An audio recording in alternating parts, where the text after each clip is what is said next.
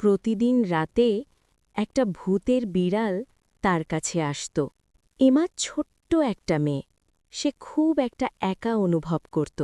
সে সবসময় একটা বিড়াল চেয়েছিল। একদিন রাতে হঠাৎ সে একটা শব্দ শুনল, ম্যাও। জানালার পাশে একটা সাদা বিড়াল বসেছিল, কিন্তু সেটা হালকা আলো ছড়াচ্ছিল।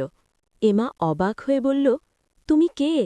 বিড়ালটা শুধু মাথা কাত করল। তারপর থেকে প্রতি রাতে সে আসতে লাগল। একদিন এমা তাকে অনুসরণ করল। বিড়ালটা তাকে একটা পার্কে নিয়ে গেল। একটা ছোট পাথরের সামনে থামল। ওখানে লেখা ছিল স্নোই।